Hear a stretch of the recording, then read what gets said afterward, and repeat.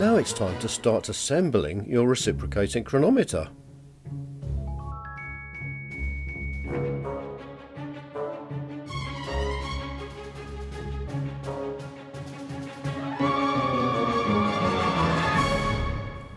You'll require a pair of pliers, a 2mm Allen key, a small flat-bladed screwdriver, and a medium posi-drive screwdriver.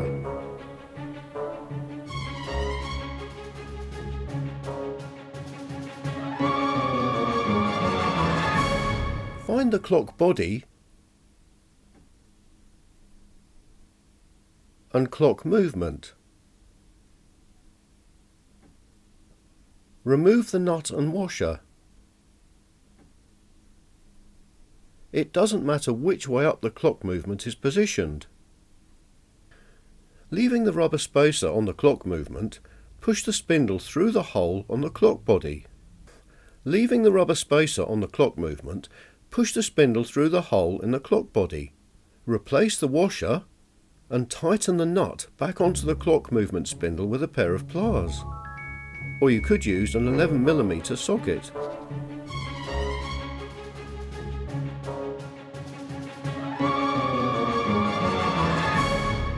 The next job is to screw in the 4 grub screws that will hold the spindles and their steel shafts in place.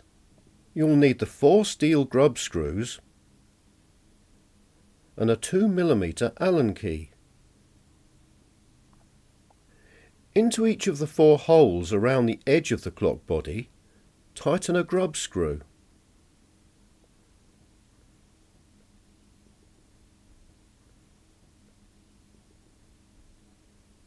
Please note that the bottom right grub screw hole is at an angle whilst the other 3 are perpendicular.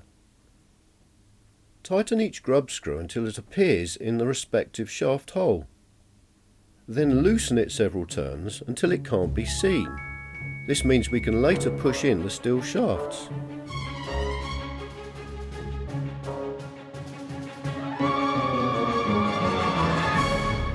Gently but firmly push the snail cam onto the clock movement shaft with the painted side facing outwards. The rotational position of the snail cam relative to the clock spindle doesn't matter.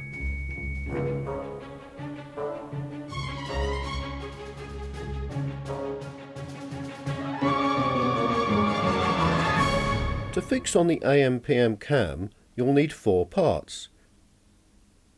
These are the AM/PM cam, the 25mm long M4 brass cheesehead screw, the red felt friction disc, and an M4 washer. Place the M4 washer on the 25mm long brass screw. Push the screw through the AM/PM cam from the painted side. Place the red felt friction disc onto the screw. Tighten the screw into the bottom left shaft hole, the only one that's threaded. The thread is designed to grip the screw to prevent it undoing once it's been adjusted, so the screw will be stiff to turn. At this stage, tighten or loosen the screw so the cam is free to spin. The friction disc is necessary to prevent the cam from spinning too far when it is turned by the pawl every 12 hours. You can adjust it more accurately later.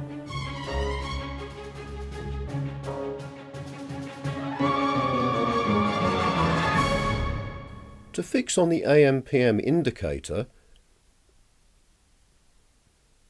you'll need the engraved indicator, one of the steel shafts, an M4 washer, the metallic card spacing jig, and your 2mm Allen key. Push the steel shaft through the hole in the indicator and counterbalance. Place the washer on the shaft. and push it into the middle bottom 4mm diameter shaft hole in the clock body. Ease the shaft out slightly and slide the card spacer under it. Push the shaft back into the clock body and gently tighten its grub screw. Ease the card spacer out from the end of the steel shaft, ready to set up the next shaft. Turning the cam should now flip the AM/PM indicator back and forth.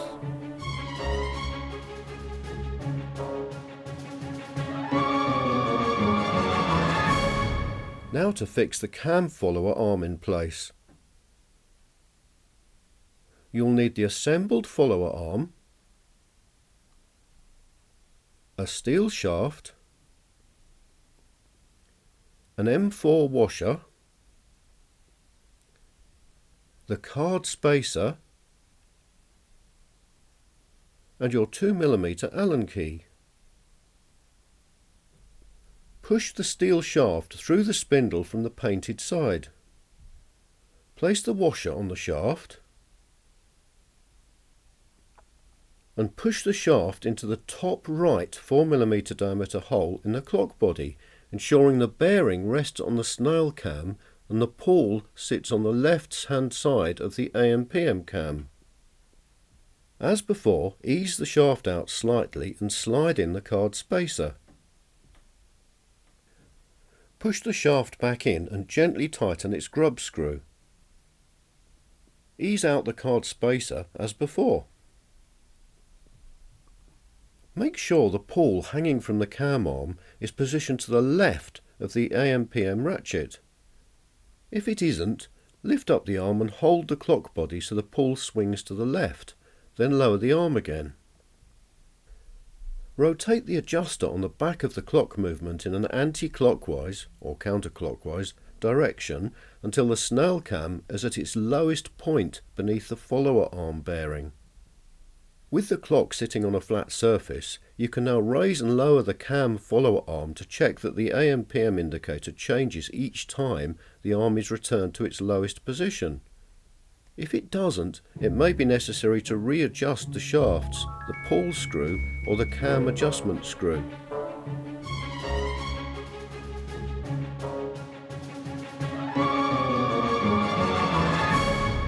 Now it's time to fix the curved rack arm in place. You'll need the curved rack arm, a steel shaft, an M4 washer, the card spacer and your 2mm Allen key. Push the steel shaft through the spindle in the curved rack arm. Place the washer onto the shaft and push the shaft into the bottom right 4mm diameter hole in the clock body. Now pull out the shaft and rack arm slightly and rotate it until the engraved V on the cam follower arm lines up with the tooth-shaped cutout in the rack arm. Once the gear teeth mesh, slip the card spacer in and push the steel shaft back into the clock body, tightening its grub screw and easing out the card spacer. Just for fun, you can move the curved rack from side to side and see the rest of the mechanism move. How exciting!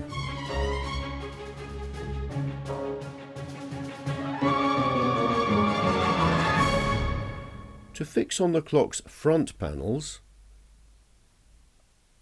you'll need the seconds panel, the gem panel, the 6 25mm long M3 brass cheesehead screws and the 6 3D printed spacers. Starting with the seconds panel, push one of the screws through the bottom left hole and then through one of the spacers. Line up the screw with the bottom left threaded hole in the clock body. Supporting the panel, tighten the screw until it's still possible to rotate the panel. Now get another screw and place it through the hole above and through another spacer. Line it up with its corresponding tapped hole and tighten it. Repeat the process for the final screw, spacer and hole. You may find it easier to use a pair of pliers to line up the spacer. Now gently tighten all 3 screws. Repeat the process for the jam panel on the right hand side, remembering to start with the bottom screw, as this will ensure the top fixing hole remains ready for the hour display. If you find the pawl has ended up sitting on the Snail Cam rather than the AM/PM ratchet, hold the clock upside down and the pawl can be returned to its proper position on the left hand side of the ratchet.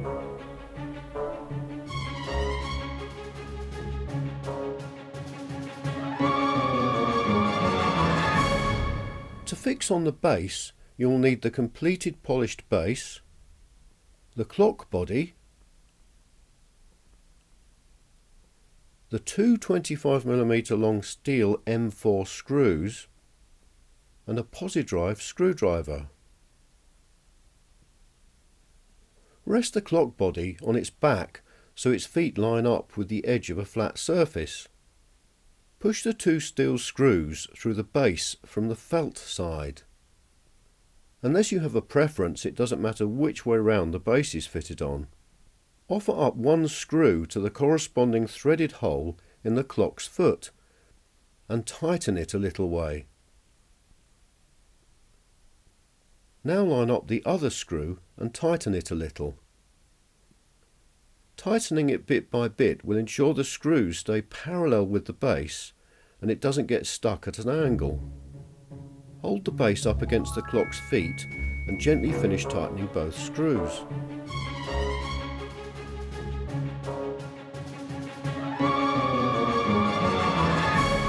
Now to fix on the engraved hour display. You'll need the hour display and the 2 8mm long M3 brass cheesehead screws. Now offer up one end of the hour display with the corresponding hole in the clock body and loosely tighten in the screw. Do the same at the other end. And then finish tightening both screws.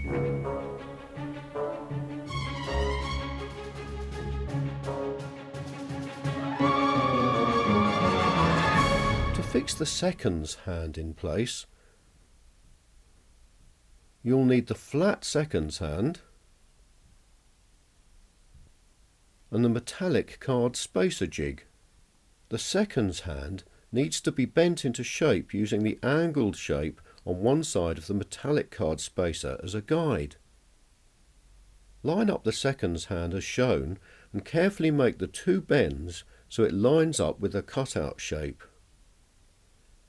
This is a guide and some further bending may be necessary.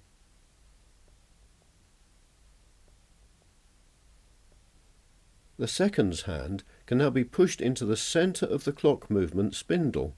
It doesn't matter which direction it points in. Ensure it can rotate freely without rubbing against the seconds dial. It may need a little bit more bending. Congratulations!